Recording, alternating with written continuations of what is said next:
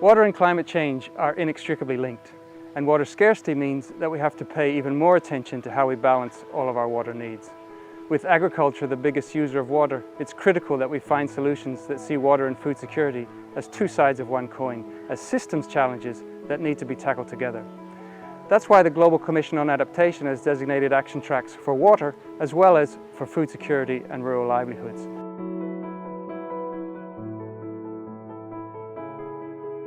In terms of climate adaptations, wetlands play a vital role in flood control.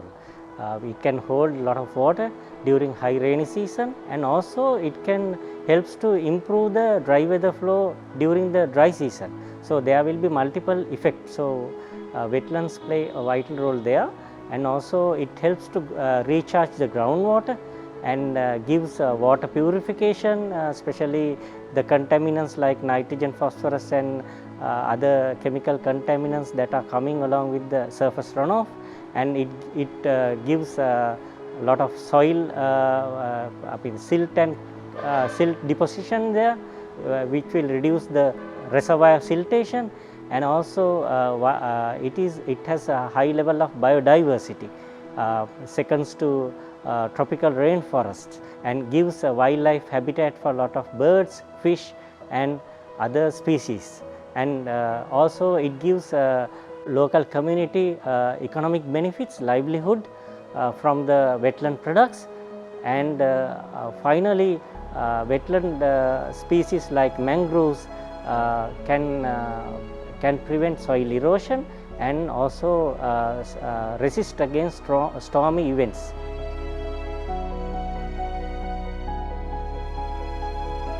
Wastewater is also identified as part of waste that we manage. So for us, we have the liquid waste and then the solid waste.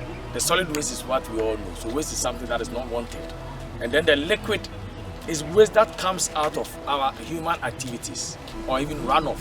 And our human activities could be domestic, could be agricultural, could be commercial or even industrial.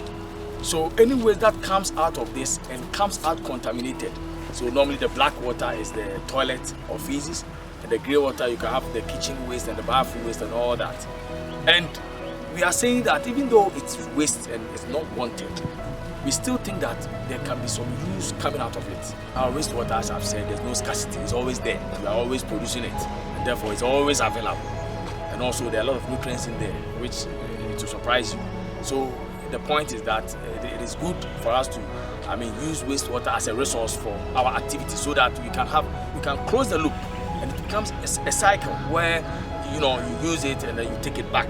And the benefit is that whereas we are taking care of the waste so that to ensure that it doesn't contaminate the environment or even affect us as human beings.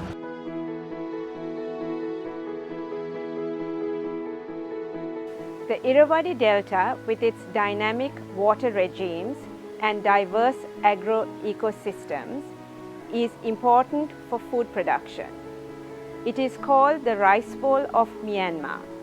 Fishing is also an important livelihood activity, and fish provide an important source of protein as well as vital micronutrients.